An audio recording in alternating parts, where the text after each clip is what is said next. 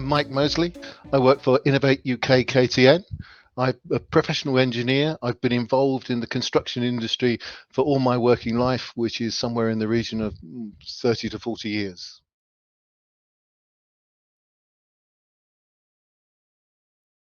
What was I like at school? I don't know. I went to a inner London comprehensive school.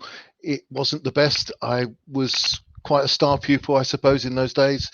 I was always interested in sort of technical things. I wasn't very good at English, but maths, science, physics, metalwork and woodwork were all the sort of things that really interest me. Doing things with my hands. Made some good friends, some friends I've still got today. So it was a good time. I had a good time.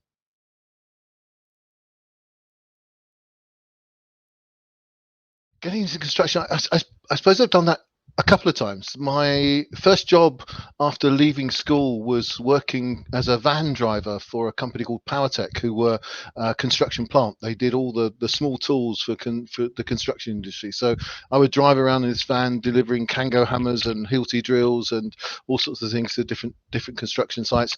I remember going up the outside of the NetWest Tower when they were building that in a blizzard in a snowstorm. So I was involved in construction industry in that space. I worked for them as a van driver for a year or two, then worked in the workshop repairing stuff. Ended up being a salesman for them, and that wasn't really my role. And that's what took me out of construction at that point.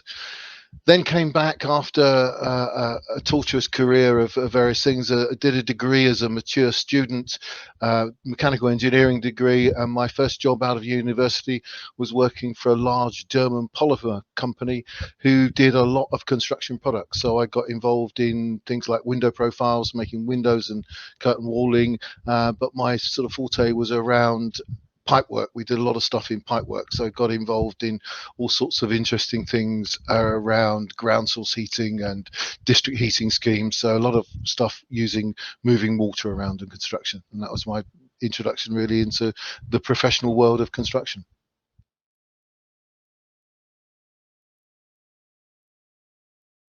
So my career path was yeah, an odd one, I suppose. I worked until my early 30s as a salesman for most of my career. Didn't really enjoy that. That wasn't my game.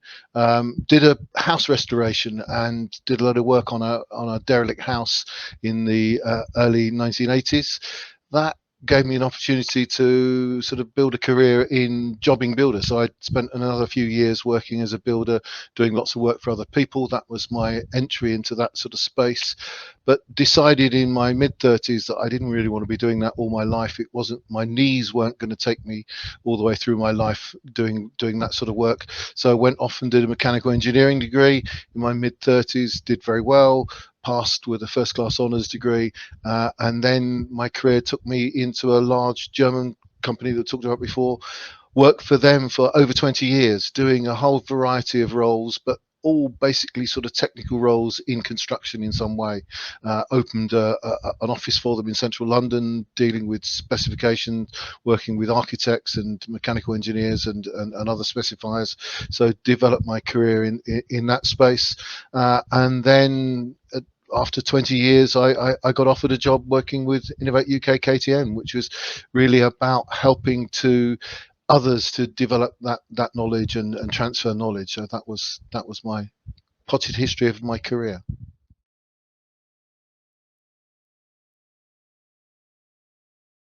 So I think the first simple one was that I should have done an engineering degree when I left school. That was obvious what I was good at. That was where my skills were, but I didn't know about professional engineers. Engineers was somebody who stood in front of a lathe with a dirty rag. So that's probably the biggest thing that I did that. I should have done that first of all. Probably wouldn't have done such a good degree doing it in an earlier stage, but that would probably be the main thing. And then the other thing I think is believing in myself. Still have lots of doubts, and actually, you believe in yourself. You can do anything you want to. My father used to have a lovely saying that you can do anything you try to, and I really do believe that. So just believe in myself a bit more.